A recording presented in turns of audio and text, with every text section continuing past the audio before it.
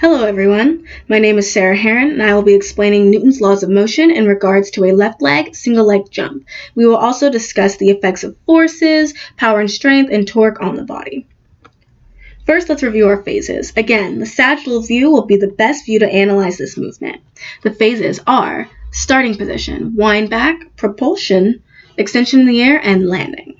Now let's apply Newton's laws. There are three: law of inertia, law of acceleration, and law of reaction. Newton's first law of inertia, mostly applies to this starting position here.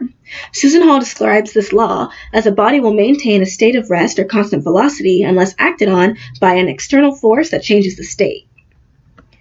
Now let's look at Newton's second law of acceleration, will be the most impactful on a single leg jump. As written by Hall, this law states that a force applied to a body causes an acceleration of that body of a magnitude proportional to the force in the direction of the force and inversely proportional to the body's mass. What does that mean for this movement? First, let's watch the jump in motion.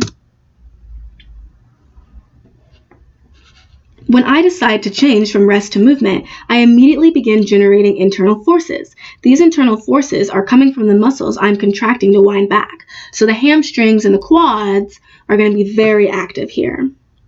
I need velocity and power to get up and off the ground. And once I start moving, I'm generating that kinetic energy.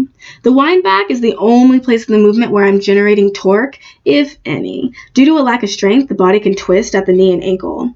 That will generate some torque, but that's not the goal of the movement.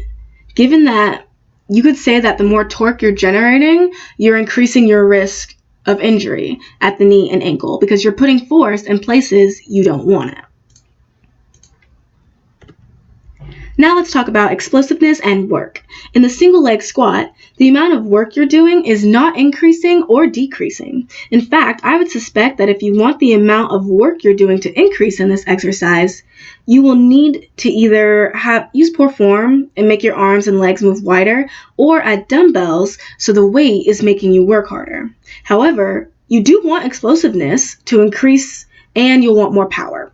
According to Compton in 2010, power is determined by how long it takes for strength to be converted into speed, meaning that a shorter and quicker muscle contraction produces higher energy than a slower and more powerful one.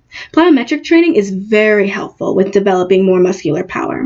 Plyometrics and agility often are utilized together and help the body respond to more outside demands. For any person, an improvement in explosive power will help them react to sudden demands in their life. For instance, they fall off balance and have to catch themselves, or avoid an obstacle that's in their way and they need to move out of the way quickly. In these pictures, you will see people either jumping over or on top of boxes, hurdles, or a Busu ball. Now, plyometrics does not have to be an expensive exercise. It could be as simple as finding a curve and jumping on and off of it, or doing line hops, or finding water bottles or hardback books and pillows that you can lay out for either height, stack them up for height, or lay them out for distance and jump over them.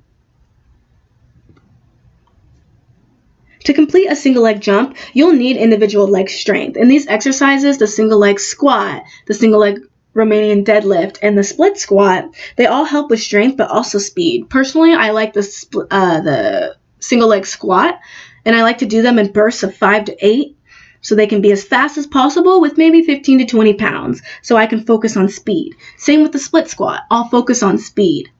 For this Romanian deadlift, it's a bit of a slower movement, so I like to use a heavier weight, maybe 30-pound dumbbell, and I'll probably do 8 to 10 reps and just move slowly through the movement and use that for strength. For all of these exercises, I recommend doing them without weight until you get an idea of the movement, then add weight. These exercises can help increase your explosive power, which will increase your ability to accelerate in many movements, including the single leg jump. That would be in that propulsion to extension in the air phase. You're accelerating even faster to throw yourself up in the air. Thank you guys.